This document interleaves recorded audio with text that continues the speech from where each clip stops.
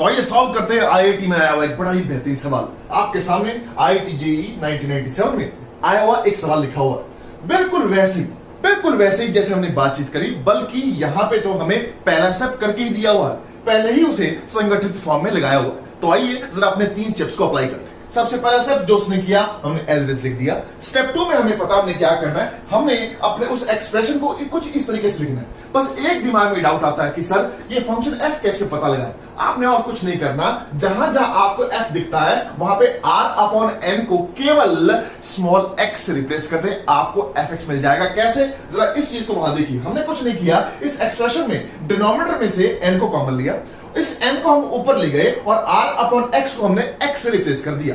इस सवाल में और पिछले सवाल में केवल एक अंतर है कि ऊपर वाली लिमिट आपकी 2n हो जाएगी, लेकिन हमें सवाल निकालने में प्रॉब्लम नहीं आएगी, क्योंकि हमें पता है हमने क्या करना है। इसकी इंटीग्रेशन में इसे 1/n से मल्टीप्लाई करके लिमिट लेंगे तो अपर लिमिट 2 आएगी, नीचे वाले 1 को 1/n से मल्टीप्लाई करके लिमिट टेंडेंस टू इंफिनिटी लेंगे तो लिमिट 0 आएगी, और आपके पास इंटीग्रेशन बन जाएगी x upon square root of 1 plus x square की। और जब आप लिमिट पुट करेंगे आपके पास जवाब ये निकल के आएगा square root of 1 plus x square, और लिमिट कहां से कहां, 0 से 2। जब आप लिमिट पुट करेंगे तो आपको दिखेगा आपके आंसर निकल के आएगा √5 - 1।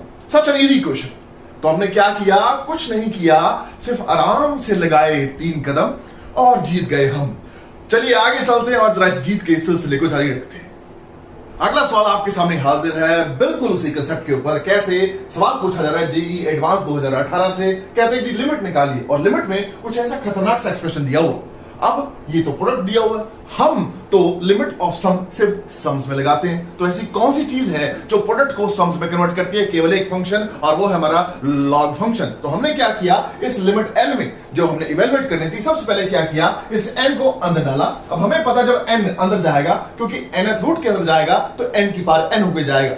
n की पावर n के हमने n टुकड़े किए और सभी को हर एक टर्म के नीचे रख दिया, और अब जब हमने इसके ऊपर लॉग लगाया तो वो पावर बाहर निकल आएगी, और अंदर आपके पास क्या आएगा, n प्लस 1 अपॉन n के ऊपर लॉग लगेगा, plus log of n plus 2 upon n and so on. जब आप इन सबको इकट्ठा कर देंगे आपकी जो जनरल टर्म है लॉग l के रूप में कुछ ऐसी निकल के आएगी।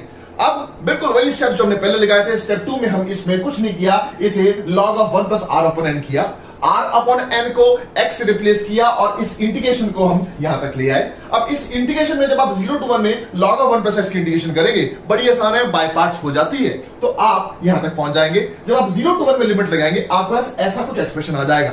बस हल्की सी बात कि आप अब इस 1 को log e लिख दीजिए, क्योंकि log e to the base e 1 होता है। जब आप इसे कंबाइन करेंगे तो ये एक्सप्रेशन आपके पास log ऑफ 4/e हो जाएगा, और अगर log l log of 4/e है तो हमारा जो l है इस केस में 4/e आएगा। और बिल्कुल वैसे ही किया हमने काम कि लगाए आराम से 3 कदम और जीत गए हम